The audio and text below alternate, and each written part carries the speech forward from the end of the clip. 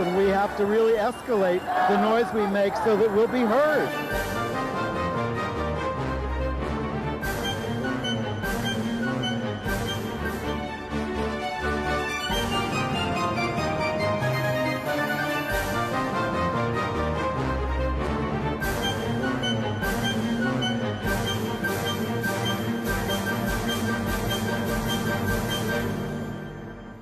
Welcome to Gay USA. I'm Andy Hum, coming to you once again via StreamYard. And I'm Ann Northrup. How are you, Ann? I'm great. I have my next to last radiation session this afternoon after the show, and then my last one tomorrow. I'm very happy about all of it. My radiation doctor is not so pleased that I have developed the traditional radiation burn on my chest where I'm being zapped, but I am confident that will disappear within a month or two with proper attention, which is what I expect to give it. But I'm feeling great, and I want to say, what do I want to say? I always want to say that I am really gratified whenever anyone tells me that they've been listening and they have decided to get various tests. I just think that's so smart of them to do, smarter than me. And the other thing is that we divide up the work on this show in various ways. Andy writes the show note every week that you get in your inbox. And I respond to viewers who are kind enough to support the show with donations. I'm behind on that. That is something that has lapsed a little in these past months. But I'm receiving your notes, some personally supportive of me, some supportive of the show, some donations. And I just want you to know it has not fallen into a hole. It's all there. Maybe I'll catch up, maybe I won't, but we're always, always grateful for all your support in all ways. Thank you. Indeed, we are. And again, we expect to be back in the studio next week. But all right. We would be this week too.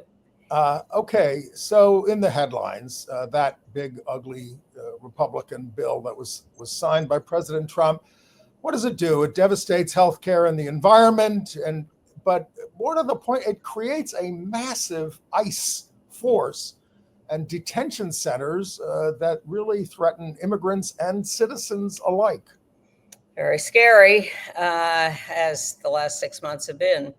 The U.S. Supreme Court is scaring us by taking up yet another case we're scared of, and that is an effort to ban trans athletes from school sports. They will give us their dictum, and then we'll be at their mercy.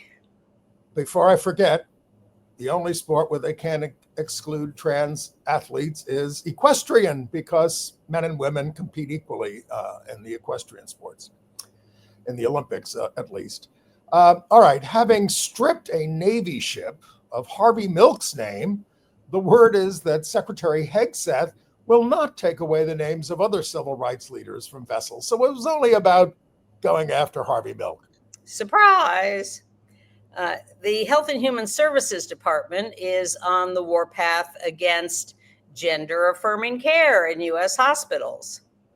Idaho's Attorney General is barring schools from welcoming all. I think this is the most hateful story of the week. We'll get to that.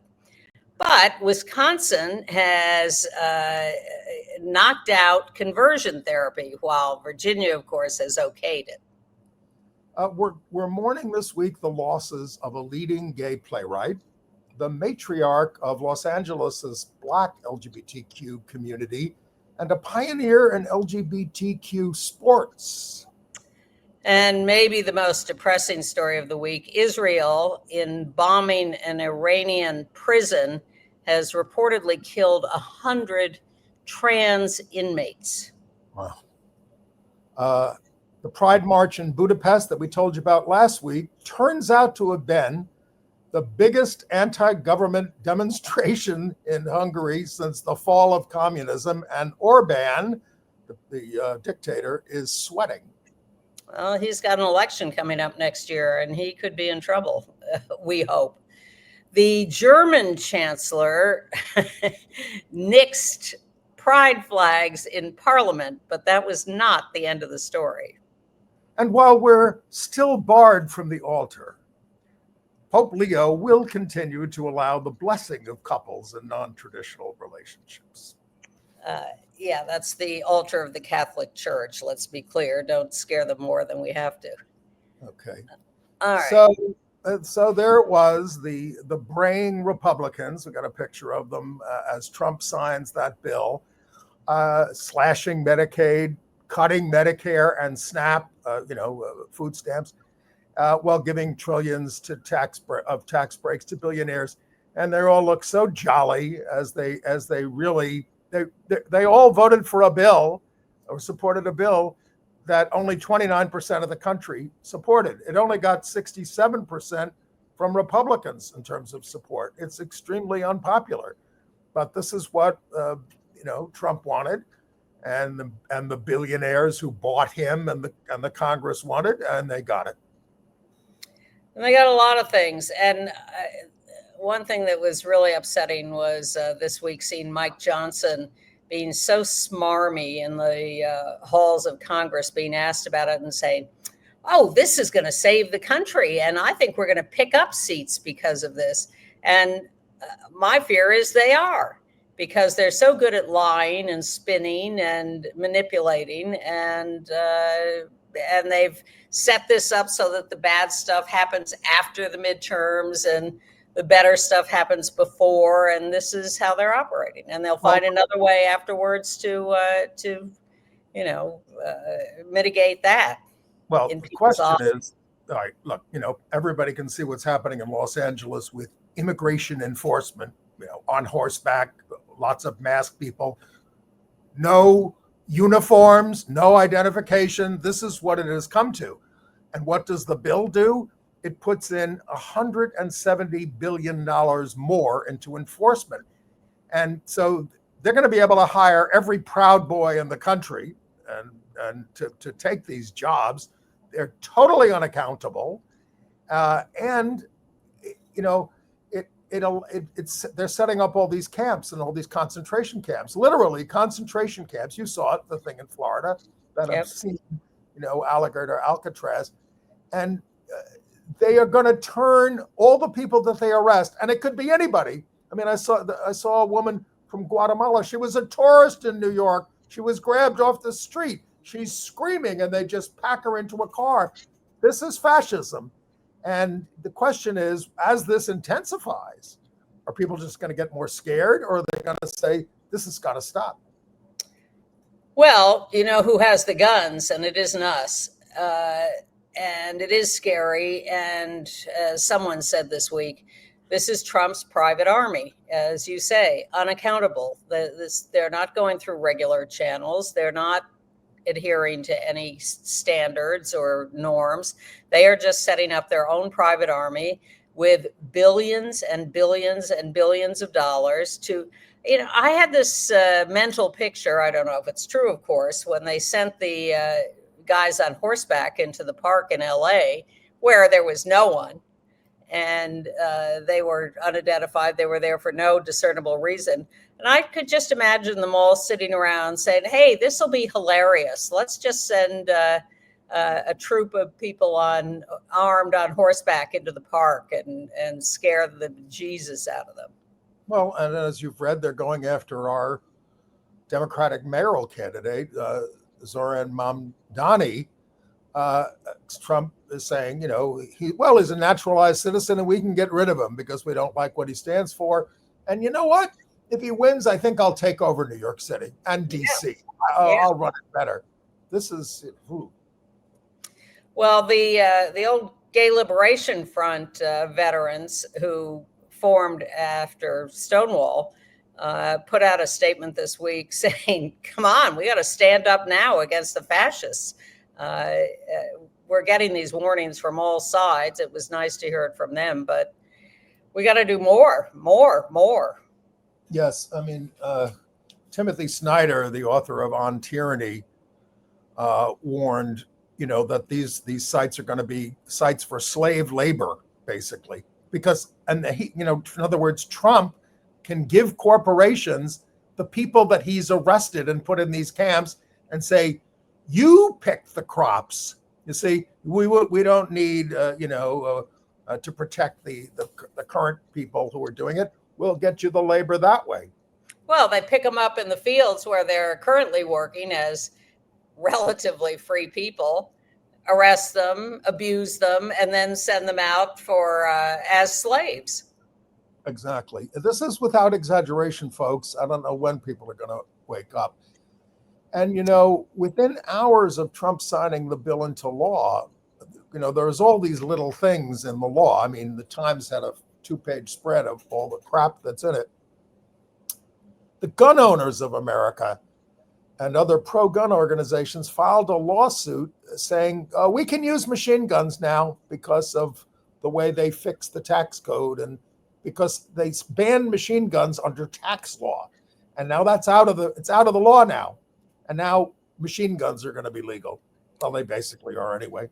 In a slightly less lethal item, we've talked often here about how they want to destroy public education.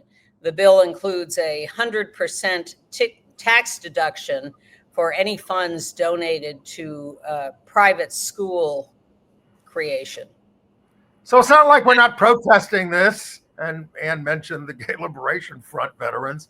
But there was a protest at Trump Tower on the 4th of July as Trump was signing the bill in Washington, organized by Rise and Resist, Indivisible, and Physicians for a National Health Program. About 75 people called it the murder budget.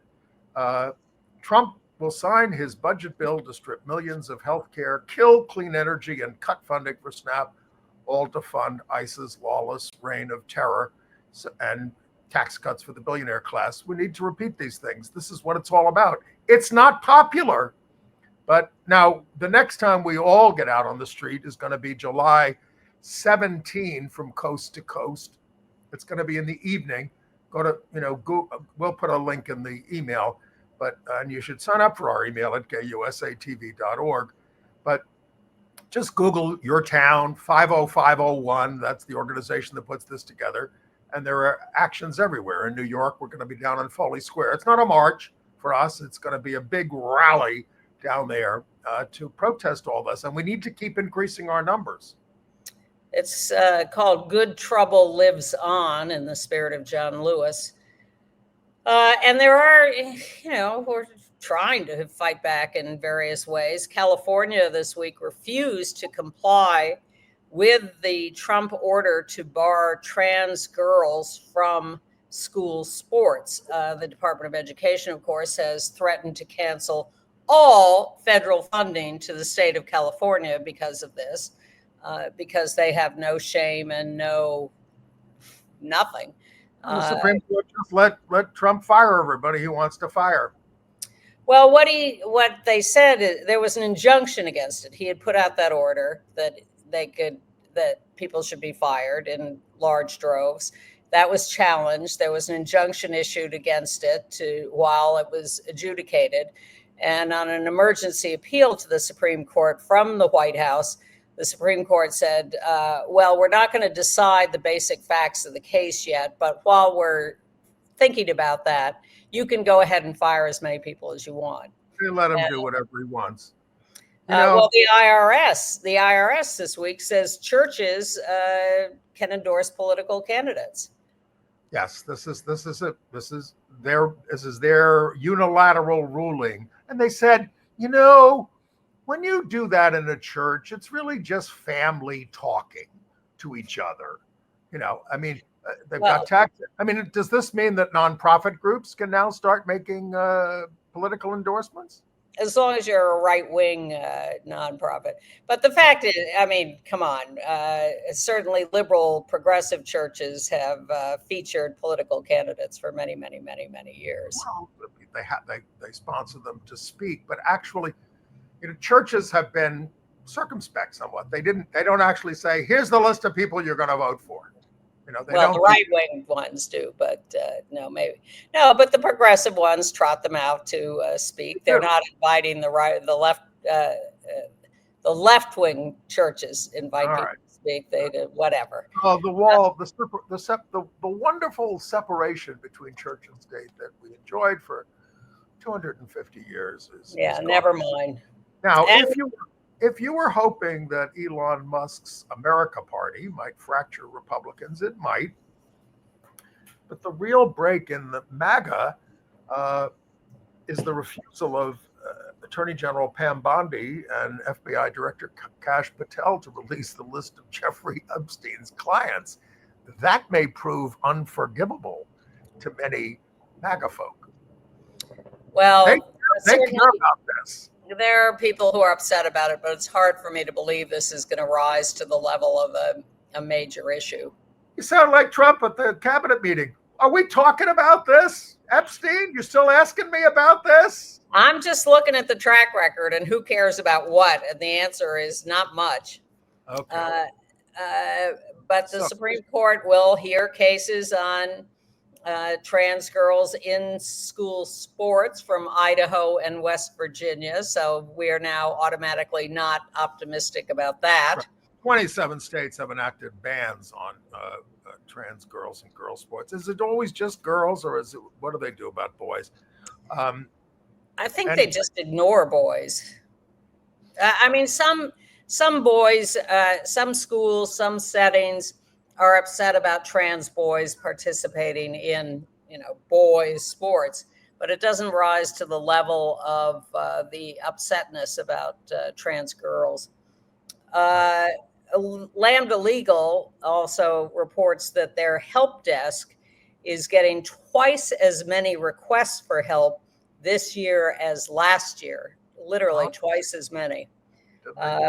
Raised $200 million, so I hope they're staffing these lines.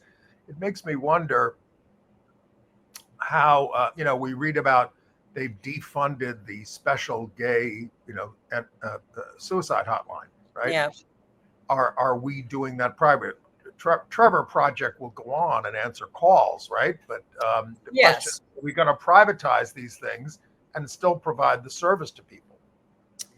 Well, Lambda Legal's doubling of requests for help is 80% from trans and non-binary people who are concerned about very largely about their identity documents, about service in the military, about access to public accommodations and healthcare, about discrimination in services, and violence and harassment and immigration. Those are the issues they're calling about. Okay. All right, back to Pete Hegseth, the Secretary of Defense. So he didn't tell the president he wasn't sending weapons to Ukraine. Can anything get this guy fired? Not yet. So anyway, we told you that he renamed the ship that had been named for Ensign Harvey Milk, for someone else. But now, Department of Defense officials say they have no plans to rename any of the other ships named after civil rights leaders, and that included suffragist Lucy Stone, Sojourner Truth, John Lewis, Dolores Huerta, Cesar Chavez, and Medgar Rivers. So, are they backing off? Or are they just going to keep doling out the nonsense? Well, they're not perverts, like Harvey. They're maybe they only want to offend one group at a time, us. That certainly we were their main target. We are their main targets, which is why in the 2024 election, as you also saw these stories about almost every demographic in the country went a little bit more towards Trump last time. We went the other direction because we knew we were targeted, and we know when we're being insulted. Yeah. All right. A federal judge in Rhode Island has blocked HHS, Department of Health and Human Services, from implementing mass layoffs and overhauling some of its sub-agencies, finding there's no rational basis for it. The judge, Melissa Dubose, said that HHS failed to produce a shred of evidence that services to the states and access to critical information would continue uninterrupted, and the harms are great. So, we've got a lot of lower court judges on our side, but they keep getting overruled by the Supreme Court. Exactly. The Trump administration has no fear of lower court judges, especially since they have now gotten the Supreme Court to say that rarely does a national injunction apply from a local judge. They've got John Roberts, the Chief Justice, on speed dial. And Alito and Thomas and Kavanaugh and Gorsuch and occasionally Amy Coney Barrett. Mm-hmm. All right. Yeah, go ahead. Well, then HHS, Department of Health and Human Services, has opened up a new and novel front in its crusade against trans people. They're going to investigate hospitals over the provision of gender-affirming care and a claim that health workers may refuse to administer this care based on their religious beliefs. So this is the big thing, saying having to help do health care for trans people is somehow a violation of your religious beliefs. As we were just coming in here, I was reading about a store in Utah. I'm trying to remember what it was, where the employee objected to having to use the proper pronouns for a trans coworker. Oh, it's dishonest. It offends my religious beliefs. She got fired, because she was being so disruptive in the workplace, and she's bringing a lawsuit through one of these religious groups. Well, the Trump people have laid out this approach. They have defined trans people as liars by definition, and that to assert a trans identity is to be against the Bible. It's all right there for them. I mean, healthcare workers already have the right not to participate in abortion in any way, shape, or form if it offends them. But this is providing basic health care to trans people. It's just awful. Yeah, we used to believe that everybody deserved health care. Everybody. Yeah. All right. Should we move on to the states? We could. Just a footnote, another nasty thing that was, I guess, in the bill. Oh, no. It was a ruling by the Federal Communications Commission. You can they no longer have to provide cheap phone calls in prison. Yeah, that was terrible. There's been this whole movement for years to expose how these private prison companies are making these egregious amounts of money by charging egregious amounts for prisoners to make phone calls. We were making great headway. We were all set to knock that down, and then boom, it disappears because the private prison companies are donors to the Republicans, and so they're allowed to keep their profits. Not just that, but Tom Homan, the border czar, and Pam Bondi were on the payroll of the company that does it. They had just come off working for them. Undoubtedly. Let's go to the states. Okay. Well, let's start with libraries and schools. In Georgia, we mentioned this last week, but in fact, it was a little different than what we said, and it's advanced. Pierce County, Georgia. We told you about librarian Livonia Moore, who we said had been fined, but she has actually been fired. She's in the middle there. They did a summer program where kids were encouraged to bring in books for display.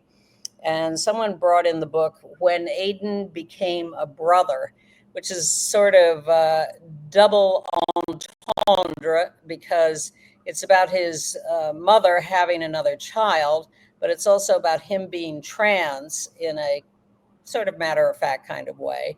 And of course, some parent freaked out about this. And Ms. Moore said, all I saw was Aiden becoming a big brother. I saw a family with a kid wearing a rainbow sweater and the mom pregnant. It was a mixed family. It was like, okay, put it on the table. And then she gets fired over this because of a right-wing campaign. I mean, yes. A right-wing campaign.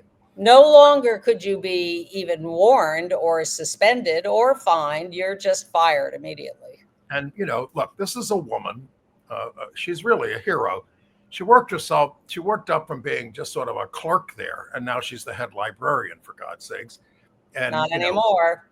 Well, she's suing to get her job back. We'll see how that happens. But she said, look, I'm not trying to promote any ideology, but she is going to keep books. Well, she wanted to keep books relevant to all kinds of people in the community, including LGBTQ people, immigrants from different countries, and people who speak various languages. The library is for everybody, she said. You should be able to go into any library and feel welcome, or at least find something that you will enjoy reading, doing, resources. I know this day and time is tough. Believe me, it is real tough, but the library should be the one place that should not be a hurdle. Thank you. Well, evidently that is an ideology to the people who hate that. And similarly, beyond the library to the schools, I think one of the worst stories of the week comes from Idaho, where the state attorney general has barred the use of "everyone is welcome here" signs in schools. There is a new law that bars employee flags and banners with opinions, and he used this as a way to disallow "everyone is welcome here" on a sign or banner in Idaho schools. These signs are part of an ideological social movement which started in Twin Cities, Minnesota, following the election of Donald Trump. Since that time, the signs have been used by the Democratic Party as a political statement. Goes on and on and on like that. And even children's artwork could be prohibited under the law if it meets the statutory definition criteria of a banner. Wow. So, this all came to public attention because the teacher who put the, "everyone is welcome here" sign up, what was her name? Sarah Inama, a sixth grade history teacher. She was told you can't have this stuff up in the classroom. And she said, look, this is the basis of public education, that everybody is welcome here. Come on. Come on. No. You can't believe this is true. In the, we all grew up in this, not we all. Those of us who grew up in the United States over the last 3,000 years thought we knew some things about standards. And one of them was everyone is welcome for public education. Well, evidently, we were deluded, because that is not what these people think. And they think it is some kind of communist conspiracy. Well, I think of what I grew up with in the classroom in Catholic school. It was pictures of Jesus being tortured to death. I mean, come on. No, it's not funny. I mean, you were confronted with that every day, a man being tortured to death. Come on. How sick is that? Very. And all of this is.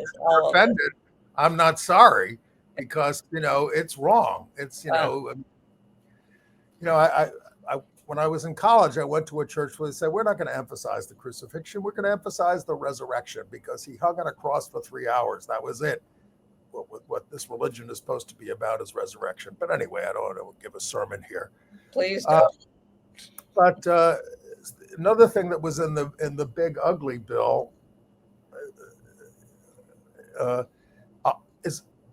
did you talk about this? 100% tax deduction for donations to third party. You said this, yeah. To private school vouchers. Private school vouchers, yeah. Yes. And in a court decision in Florida, the Court of Appeals has ordered a trans teacher, trans woman, addressed with male pronouns on the grounds that government employees, at least they acknowledge public schools are, government entities, must follow state law. And Florida instituted a law 4 years ago that says, the teacher 4 years ago changed her pronouns. She's been living with female pronouns, female identity, for 4 years, but now she's been ordered by a court of appeals to use only male pronouns. Wow. There was a dissent from an Obama judge who said Florida has recently come to believe that the First Amendment does not prevent it from dictating what can and cannot be said. All right. Better news from North Carolina, where the Democratic governor, Josh Stein, vetoed 3 anti-DEI bills and another measure that in part would target transgender rights, sort of shutting down the Republicans. And by the way, it goes back, if they want to try to override them, if everybody votes the way they did the first time, the veto overrides would fail. It's very narrow, but possible. And the Wisconsin Supreme Court has upheld a ban on conversion therapy. And this, we talked for months about the election of a judge to the Wisconsin Supreme Court and how important it was. And this is it. This is just one of these cases because she, a progressive, was elected, and that tipped the balance of the court, and thus we get a good decision. Yeah, the legislature tried to use some stratagem to override what the governor had done. And the court said, no, you can't do it that way. And it was really a sneaky way of withholding funds and right wing, sneaky? Yeah, it was nasty. But look, they use every lever in the book that they have, and we have to do the same. Yes, which we have always played by some set of rules that we thought everyone agreed to, but evidently not. And by the way, yeah, go ahead. Well, Billie Jean King this week, she's saying, and she gave an interview and she said, she's over there at Wimbledon. It's crucial to listen to transgender athletes instead of trying to tell them how to feel and what they should do. I don't think people have any idea how hard it is for trans people. Just listen to their stories. Listen, not tell them everyone's unique. Make them feel included because you really don't know. With every person I meet, I try to start with a blank. Ask questions.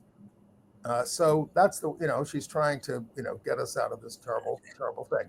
Journalists famously, when writing about trans issues and trans people, do not speak to trans people frequently. They just go off on their high horse as if they know everything and don't speak to the people involved. When I was a kid, William F. Buckley Jr. did a show on gays and had no gays on it. He had Dick Ashworth, who's a good guy, parents of gays. I was actually allowed to be in the audience. I mean, I didn't even know what was going on, and I was asked to come in. And we complained so bitterly about that to PBS Channel 13. We got a 3-hour special out of it on a Sunday afternoon called Lesbians and Gay Men, We're Here. And we care. It was great. It was great. There were scores of gay people on it. We were answering the phones from people. It was live, on a Sunday afternoon, and it was de-isolating people. There was that op-ed in the Times this week about a guy who was on the suicide hotline, with these trans people. Yes. He talked about, they just need an adult voice that they can talk to these kids and, give them some sort of affirmation and guidance. It's true. And he was great, and it was a great piece. But again, it didn't talk to any of the gay kids who were calling in. It just talked to him because he was, the well, he was talking about his experience. I understand. I'm as I say, I thought it was great, but it wasn't enough. And meanwhile, just to counterbalance, in Virginia, the right-wing counselors who sued the state to be able to practice conversion therapy because the state had banned it, reached a settlement with the state that they are allowed to do it. Conversion therapy, they're talking therapy. They can't hit people with cattle prods, but they can talk to them. They claim that their freedom of speech and religion was being violated. But in these cases, what you're talking about are consumer issues, whether something is valid for consumers, just as you would outlaw a car that didn't work from a dealership, so you can outlaw conversion therapy that is a hoax. But these conversion therapists are arguing that they have the right to do whatever they want.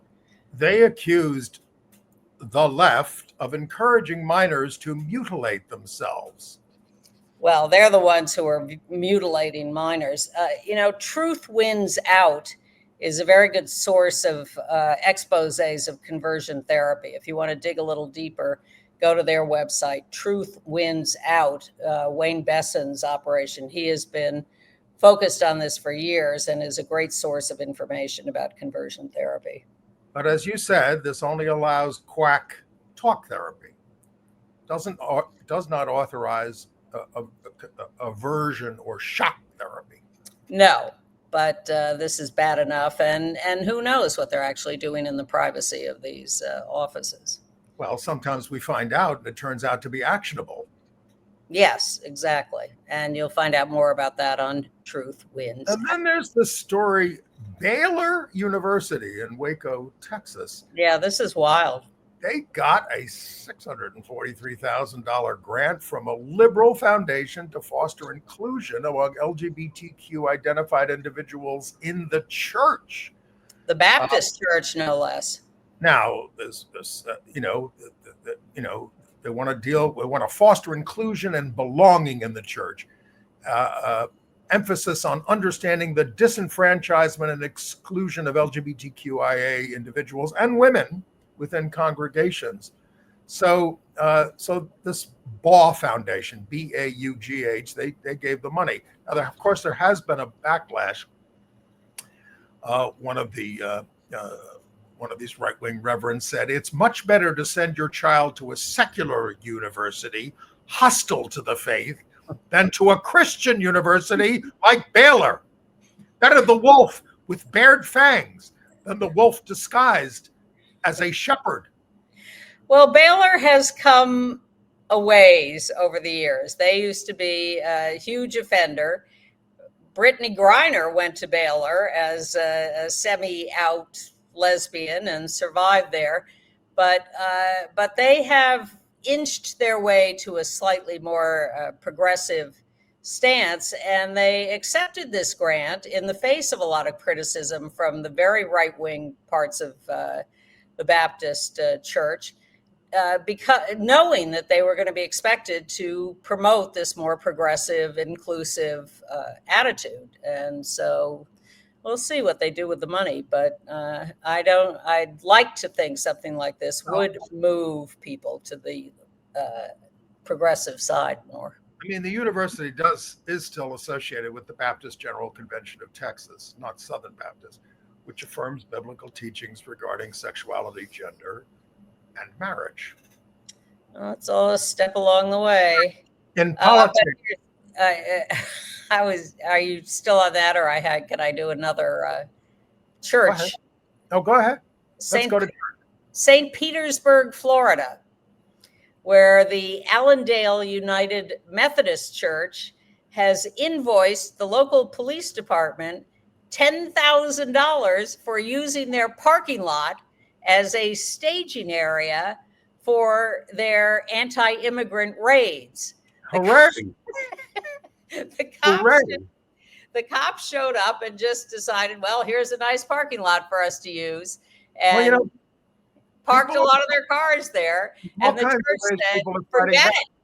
They're developing apps to alert people when these raids are taking place. I mean, it is so heartbreaking to watch these things because, again, obviously it's not about rounding up criminals or anything. It's just about picking off random, mostly Latinos, off the street. And it's impossibly scary. It's got to be stopped, but it's going to intensify.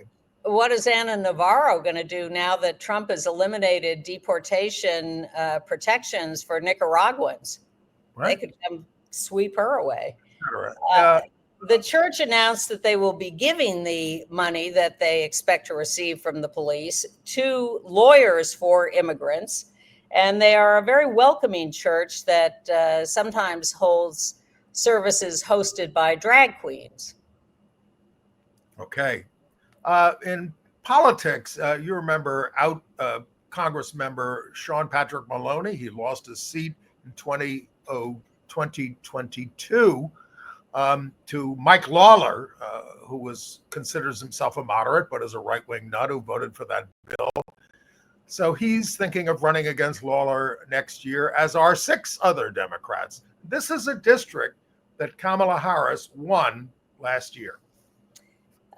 Maloney has also said that he's considering running for governor against Kathy Hochul. Oh, forget that. I forget the whole thing. And we're very excited. Why run against Kathy Hochul? I mean, Richie Torres has given up on it. Because he can't beat Mike Lawler. We're happy that Chris Pappas, out gay man, is running for Senate from New Hampshire. He is a member of Congress, very popular, doing very well. But he now has an official opponent, the legendary Scott Brown, who you may remember as a failed Senate candidate from Massachusetts and New Hampshire. Well, he was appointed to the Senate seat in Massachusetts once, and then he ran for it, I guess, against Elizabeth Warren, and he lost. Yep. Well, now he wants to run against Chris Pappas in New Hampshire. Yeah. Is he gay too? Scott Brown? Not that we know of.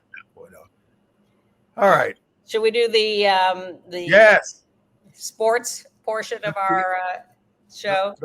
The Seattle Storm announced that a statue of Sue Bird is going to be unveiled on August 18th. Sue Bird, the legendary Hall of Famer, there with the she's going to be the first player in the WNBA history to have a statue dedicated to her by her team. A 21-year career, wife of Megan Rapinoe, soccer star, holds a gazillion records in the WNBA, 4, I think, Olympic gold medals. 5. Thank you. Will be helping choose the next Olympic team. She is so legendary, it's unbelievable. And so they're going to have this great all-day festival unveiling the statue on August 18th in Seattle. Well, she was inducted into the Basketball Hall of Fame, and she was recently named the first managing director of the USA women's national team. Now, also slipping under the radar in the last week or two as we covered the Trump stuff, I don't know if you're all aware of Paige Beckers, who is one of the really huge new stars there on the left in the WNBA out of UConn. And in the NCAA finals earlier this year, Paige and her teammate there, Ozzie Fudd, were big stars in the final game. Well, guess what? They are girlfriends. Hooray! Ozzie announced this by holding up her phone, on the back of which it says Paige Beckers' girlfriend. These two first met as high schoolers at the USA basketball camp. Well, they are both fantastic players. That game was amazing. They were not the top-ranked team, but they took the championship, and they're both huge stars and now out as girlfriends. And finally, in lesbian sports couples news, Olympic gold winning gymnast Jade Carey, sort of on the left there, quietly announced that she and Amy Sinicola are girlfriends. They have been hugely celebrated by their teammates on the gymnastics team, and they came out about it in May. Slipped under our radar, but there they are. Congratulations. This announcement started a frenzy in the gymnastic community. People are so happy. And we're trying to do things that will make you happy. Yes, exactly. And lesbian team sports girlfriends is definitely a happy place. Can I do a little history lesson? Sure. There's a new book out. We don't have all the time in the world left, so just There's a new book on Charles Sumner, Senator Charles Sumner of Massachusetts, Civil War era and pre, by Zakir Tamiz, and it deals with the great abolitionist gayness. Now, Sumner was the guy, when he spoke out on the Senate floor against slavery in 1856, a representative from South Carolina came in and almost caned him to death on the floor of the Senate, because you weren't supposed to speak out against slavery like that. amidst all these slave owners. So, he was a great hero. He's the force behind the Emancipation Proclamation. But the book quotes a friend as saying, he would at once desert the most blooming beauty to talk to the plainest of men. He once suffered a breakdown when his best male friend married, and it suggests that if he could not love men as individuals, he would love and serve them in the aggregate. So he was a great, great American hero. More needs to be made about him. Quite a story. When Lincoln died, I mean, he came to the house, the hotel, or wherever he was holding his hand when Lincoln died. They were very close. And Lincoln was gay too. Exactly. All right. Movies to come, I hope. And thank you to Ohio Governor DeWine, who vetoed some anti-LGBTQ bills in the latest session. There was a ban on pride flags on state property. He vetoed that. And defunding of homeless shelters for trans youth. He vetoed that. Removal of sexual orientation, gender identity library books. He vetoed that. The legislature can override these vetoes, but the lesson here was that there was fervent lobbying by the citizens of Ohio against these heinous bills, and succeeded in convincing DeWine, who is no liberal, that they were bad bills and that he should veto them. Horrifying story out of the Bronx where, there's now an investigation into the death of an 18-year-old woman who died in her cell right after getting arrested. I mean, she gets into the cell. She's apparently a lesbian, and had broken up with her girlfriend and all this kind of stuff. But there's a lot of details missing. She hanged herself within 2 minutes of getting locked up. Well, that's the story. Oh, okay. Her name was Sania Cheatham. 18 years old. So we have about 10 minutes left. Let's get to the people we've lost. Yes. Well, let's talk about the matriarch of Los Angeles's Black LGBTQ community, Juel Ty Williams, 86 years old. She was famous for many things, but first of all, because she founded a disco in 1973 called Juel's Catch One Disco in LA, which became a magnet for celebrities, for the community, for everybody. It was huge. Madonna, Sharon Stone, Whitney Houston, they all went there. They made a documentary about it called Juel's Catch One. But she was also a tireless advocate for community health and healing. She co-founded the Minority AIDS Project there, and other health groups for people with HIV. They named a street after her. She's survived by her wife and partner of more than 40 years, Rue, R-U-E. And together they founded Rue's House, an organization that provided shelter to women and children living with HIV and AIDS.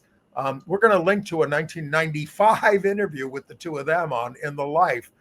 And as you said, she's the subject of a documentary. Legendary. And also kind of legendary in the theater, Richard Greenberg, who died at 67, quite young, who was perhaps best known for his wonderful play, loved it, Take Me Out. That's the original production there that made Dennis O'Hare there on the left a star and Daniel Sunyata. It's a baseball play. It really made a star out of Dennis O'Hare. I discovered him when I saw it 3 Days of Rain, not with Julia Roberts, but back over in London, and it was kind of a revelation. He wrote like about 30 plays. I mean, and we saw many of them. He was produced on Broadway and off Broadway, often, as we said, only 67 years old. And Take Me Out was about a gay baseball player and in the locker room with a team, and a lot of nudity in that play that became quite, sensational. I thought gratuitous, the shower scenes, but I think they wanted to emphasize the tension of being naked with a gay man. In the locker room. Yes. And it was not a baseball player who was like a Derek Jeter type, a top star. All right. Whatever. Okay. And then Mark Brown. Yeah, go ahead. Died at 90 in San Francisco. He was another legendary character. He was involved in organizing the first gay games. He was a co-founder, and he organized gay softball leagues that became just these amazing magnets for gay men socializing in healthy outdoor sports, having a great time. He was also a writer for the Bay Area Reporter. He was an Army paratrooper and a dance instructor at the Arthur Murray Studios and a shoe salesman. He wrote a book called Gay Games 1, The True Story, The Forgotten Man. He ran operations for Tom Waddell at that first Gay Games.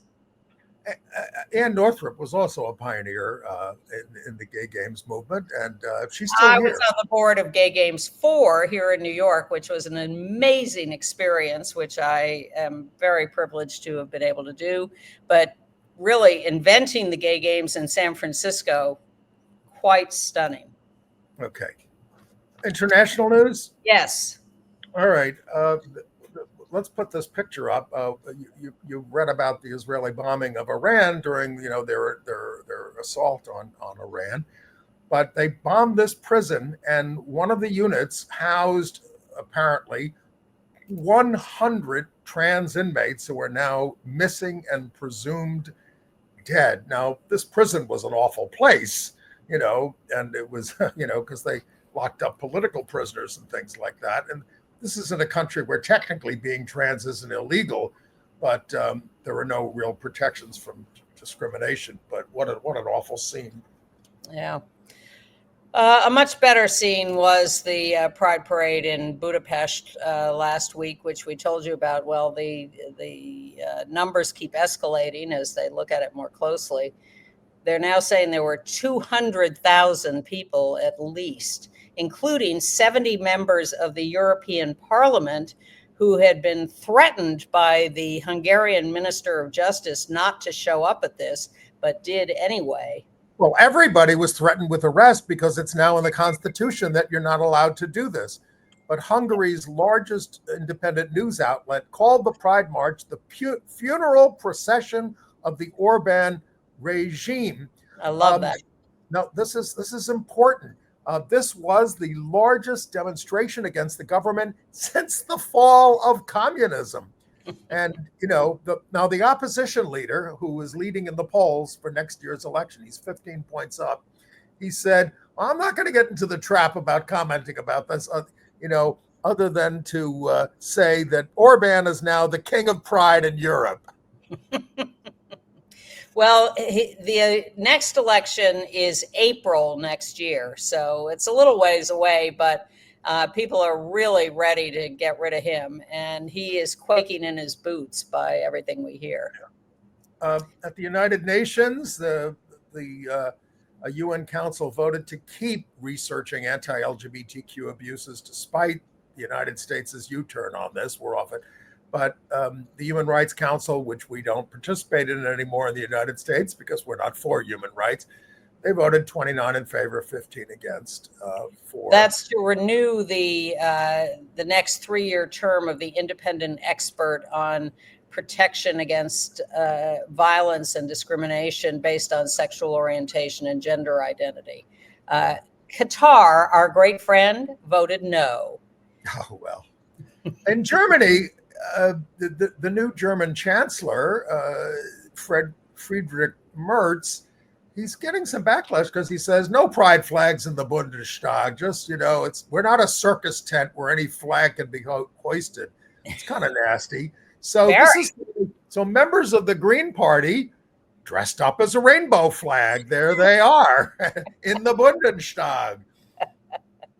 They wanted to celebrate Christopher Street Day, which in Germany, for some reason, is celebrated on July 26th.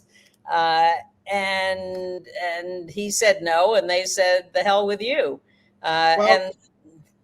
We should say that Merz says it's okay to fly the banner on the International Day Against Homophobia on May 17th. Oh, bully for him. It's, I really used to rag Gilbert Baker about the rainbow flag as a symbol because I thought the colors clashed, but it has become such a convenient, overt symbol that is so recognizable. It's amazing. It was once a symbol used by God to tell people that he wasn't going to, bring any more floods, although that seems to have gone by the wayside. And Jesse Jackson. In the Vatican, you may remember the previous pope said, well, it's okay to bless same-sex couples and other non-traditional couples. Just don't let them get married in the church.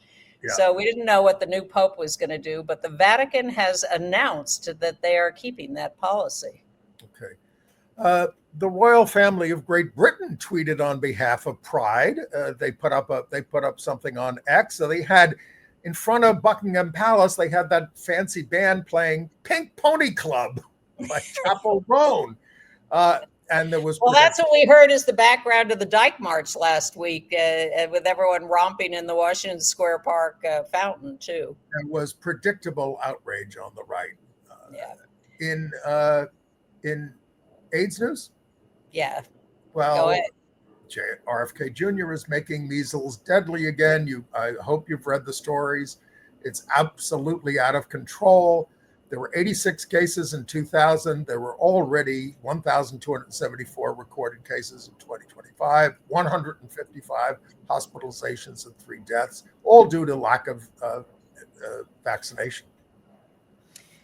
Yeah, and is USAID coming back or not? We'll keep an eye on that. Rumors are flying. Really? Right, yes, entertainment news. There's a new podcast called This News Is So Gay. It's a reporters roundtable hosted by a guy named Ken Schneck in Ohio. Maybe they'll put us out of business. But we long for the release. Exactly. That's why. Tell me about Lesbian Library Day. Well, I was just shocked when someone sent me this. The New York Public Library is running something called Lesbian Library Day, a sober sapphic social soiree on July 12th, this Saturday, from 1 to 5 p.m. at the library that is across the street from the main public library at 42nd Street. No, it's the branch library. It's on 5th Avenue and 40th Street. Right. Is it the Stavros Niarchos library or something? So yes, you got it exactly right. People 18 and over, all are welcome. It's on the 7th floor of the library. They're going to have a scavenger hunt. They're going to have giveaways. They're going to have readings, and they're going to divide it into 2 spaces. Those who want quiet reading areas will have their area, and we're done. Bye.